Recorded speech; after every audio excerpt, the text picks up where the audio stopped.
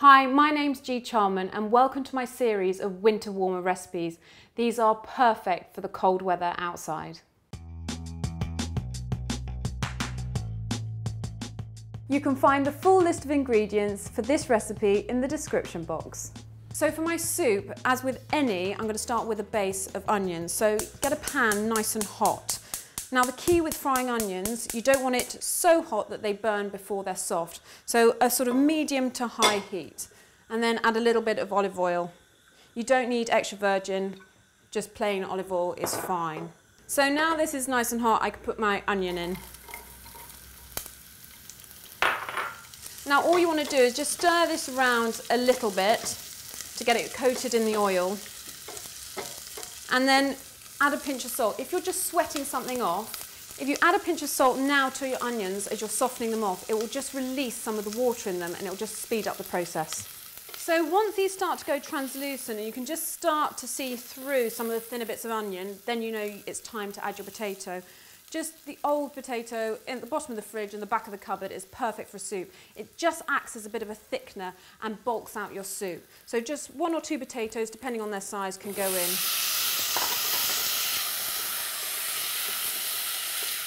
Now for the celeriac. They're not used that often, but they have the most amazing flavour. And in soups, with a little bit of cream or milk, just really bring that out. And all you do is peel it simply and then cut it into cubes. So that can all go in. So again, just give that a little stir. Nothing precise about this. You know, even a non-cook can get away with this recipe. And then thyme. This is fresh thyme. You can use dried if you want, or sage. Just a few little leaves in. It's just a bit of extra flavour.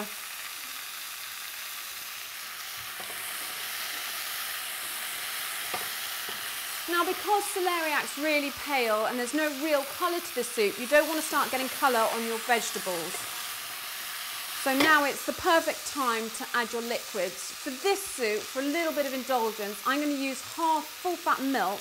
If you don't want to use milk because you're dairy intolerant, not a problem, just carry on with more stock. Now my general rule with soups with regards to thickness, you just want to cover the vegetables that you're cooking with your liquid. Don't add too much. You can always add more stock or liquid later. It's very difficult once you've blended it to take it away. So in this case, I'm just going to add a little bit of the chicken stock. Celeriac tends to absorb some of the liquid, so it will disappear, but don't panic too much. At this stage, I'm just going to lightly cover it with a lid, bring it up to a simmer, and leave it until everything is beautifully tender. So after about 10 minutes of boiling, your celeriac and your potatoes should be nice and soft. Do not panic if it looks like your milk has separated slightly. It's something that happens with celeriac, and once you blend it, it goes perfectly smooth again. So don't panic. Right, so that can go away. And then another little tip for when making soups, again, you can't take away liquid once you've made a soup. So put a lot of the sort of solid element of your soup in. You can always add more liquid whilst you blend it. You can do this with a hand blender if you've got one, but just be careful because they do splash up, or one of these is perfect. And when blending hot liquids, it does get a little bit of pressure in there. So if you can release the top slightly, let some of the steam out, and just as a safety point, a little bit of a tea towel over the top. You know, burnt hands are not fun. And then just whiz it up.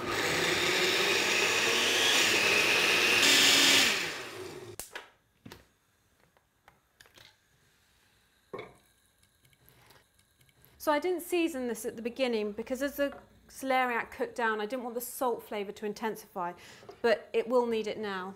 So lots of freshly ground black pepper. And celeriac does take quite a bit of salt. Good quality sea salt.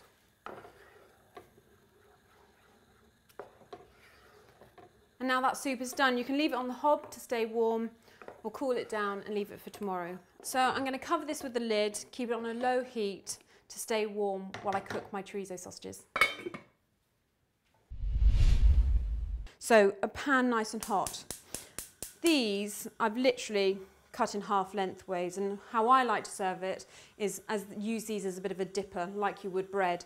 But they have so much oil in them, they're not the healthiest of things, so a few go a long way. So don't add any oil to your pan. So cut side down into a hot pan, and they'll just take on a bit of colour and get that crispiness. Again, food is about texture. You've got beautiful smooth soup, a little bit of crispy edge on your sausages is just amazing.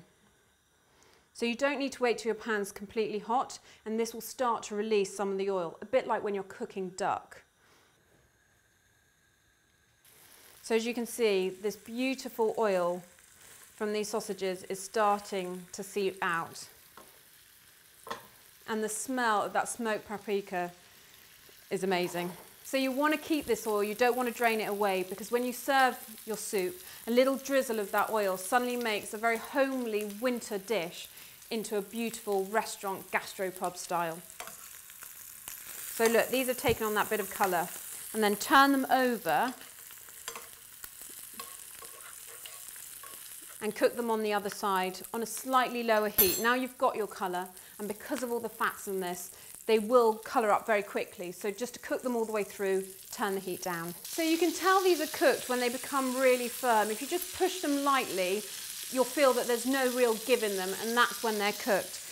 And then you can just simply turn the heat off and then add a few little leaves of thyme. Again, these can go into your soup as a garnish afterwards. You can hear them popping, and that's just the water in the herb coming out and cooking off.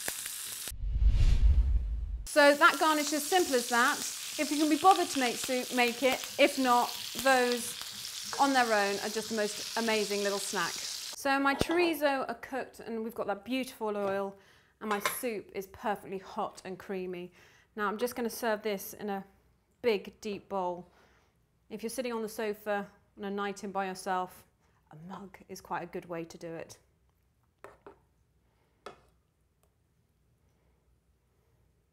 My chorizo can go in a little pot on the side, ready to dip into that delicious soup. And then just as a little bit of a finishing touch, this gorgeous oil flavoured with paprika and garlic. Just get a little drizzle of that over the top, which will just add a whole nother flavour to the soup. And then finally, a few more thyme leaves. And there you have it, a deliciously creamy celeriac soup with a little bit of that chorizo oil and a few thyme leaves, and these perfect little chorizo sausages for dipping. I hope to see you again soon for my next delicious dish.